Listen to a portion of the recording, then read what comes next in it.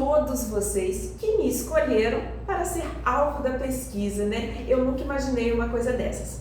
Mas vamos ao ponto principal, narrar um pouco a minha história.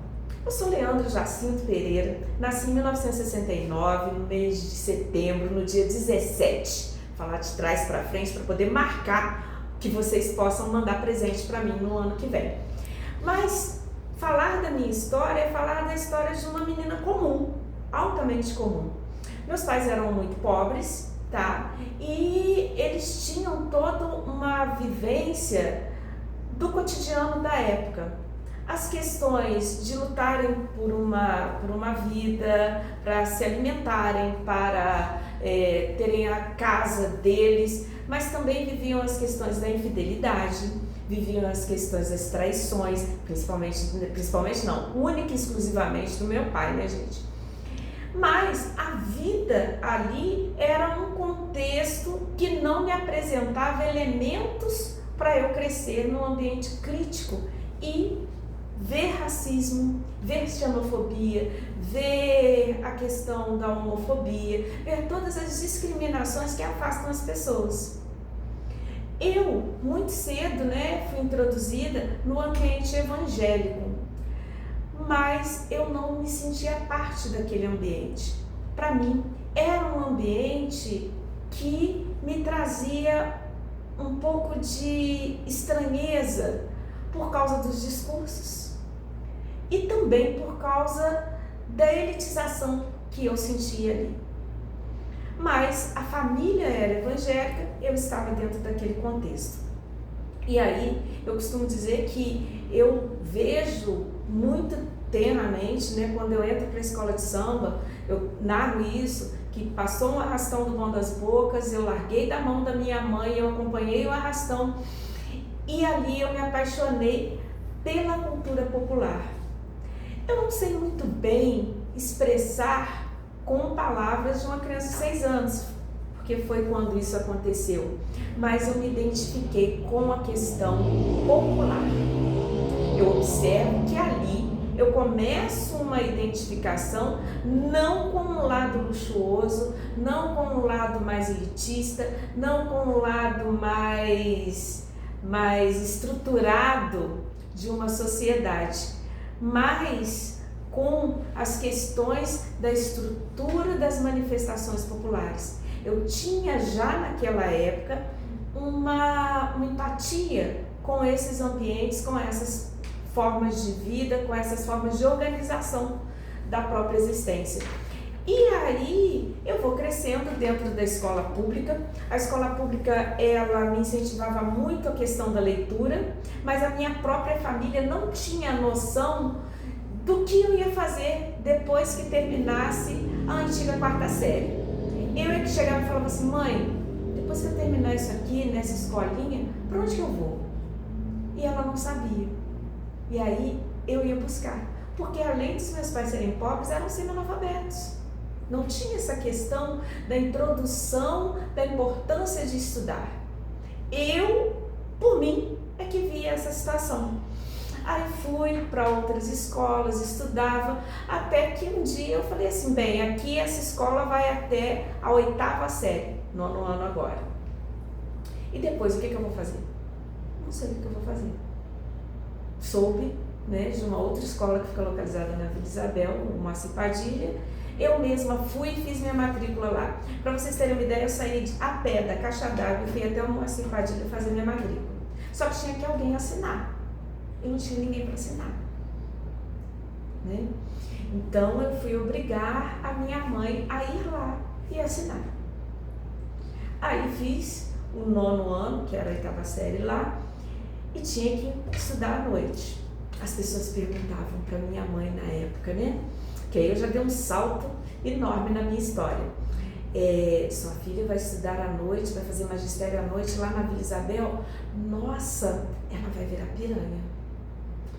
E aí a minha mãe ficava assim, falou assim: não, eu trabalho o dia inteiro, ela fica sozinha o dia inteiro, se ela tiver que virar piranha, ela vai virar de manhã, de tarde. Não tem uma temporalidade para virar piranha, gente? E aí eu fui, estudei ali, não sabia o que fazer.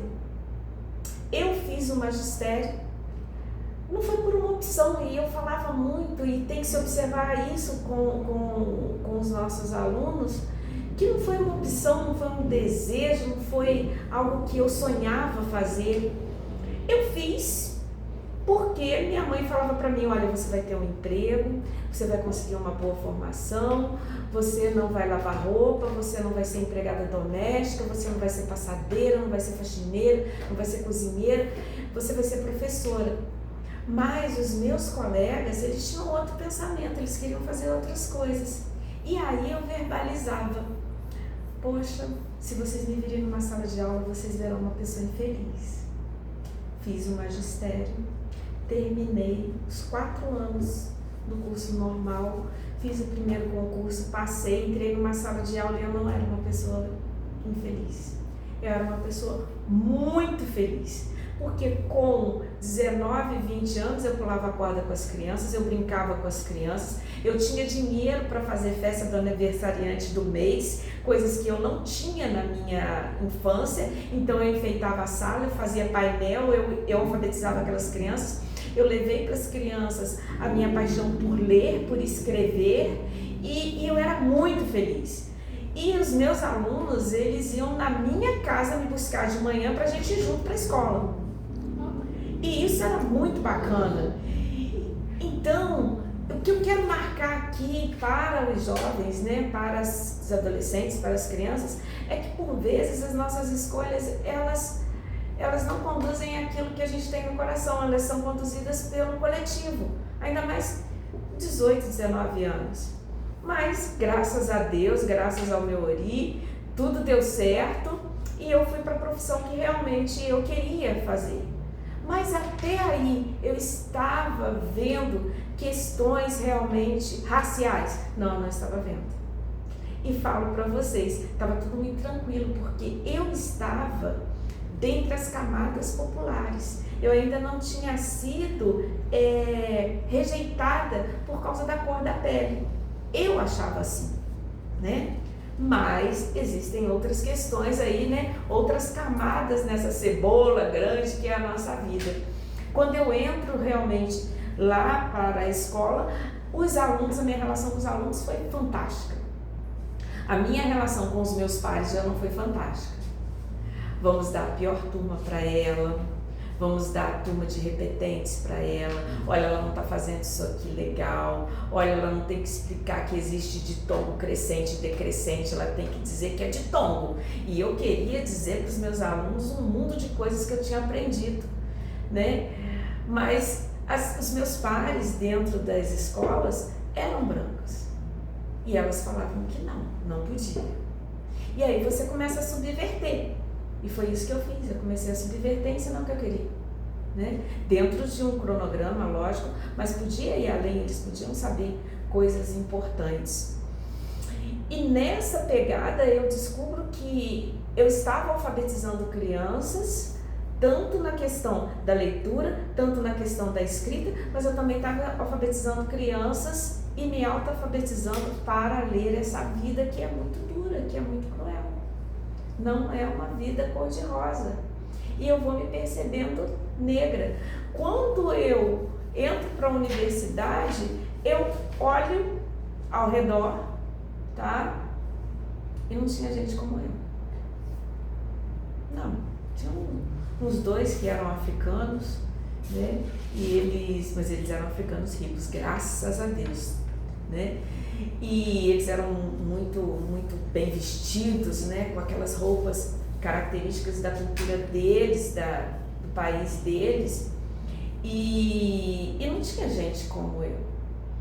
Me incomodou, mas segui em frente.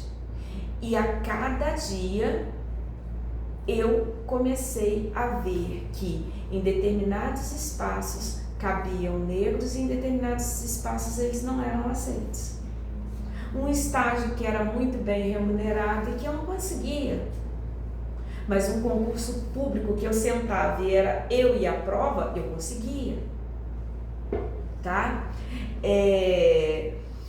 Uma questão que são os laços afetivos. Eu comecei a namorar muito tarde. Eu acho que ninguém me queria, mas também pairava uma coisa que a gente precisa pontuar. Eu sempre tive uma aparência que falavam que eu era metida. Eu queria saber que negócio é esse, que eu era uma nega metida. Que é isso, gente? Eu era uma pessoa que lia muito. Eu era uma pessoa que escrevia muito.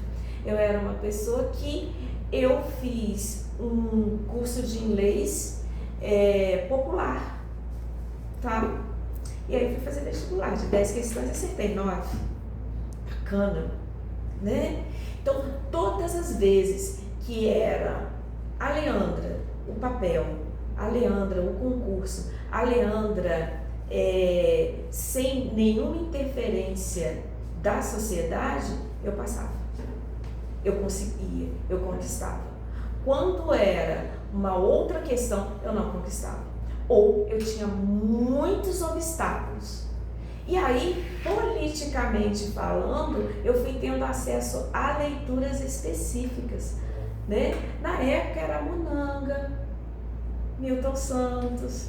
Eu tive uma professora negra na Universidade Federal de Juiz de Fora, né? E aí vamos pesquisar sobre isso, vamos fazer um projeto, mas os projetos ficavam sempre no papel, não iam para outra questão. E aí você está no chão da escola, você está na universidade, você tem que fazer o diálogo e você tem que ler, mas leituras mais específicas. Isso também vai te abrindo os olhos. Você vai conhecendo outras pessoas que trabalham com a mesma pauta. E aí você vê o movimento de capoeira, você vê o teatro do oprimido, você vê o movimento das benzedeiras, das rezadeiras, você começa a perceber que a questão da religiosidade não é uma questão do diabo. Bem, quando você se vê inserido nisso tudo, aí você começa realmente a ler o mundo de outra forma.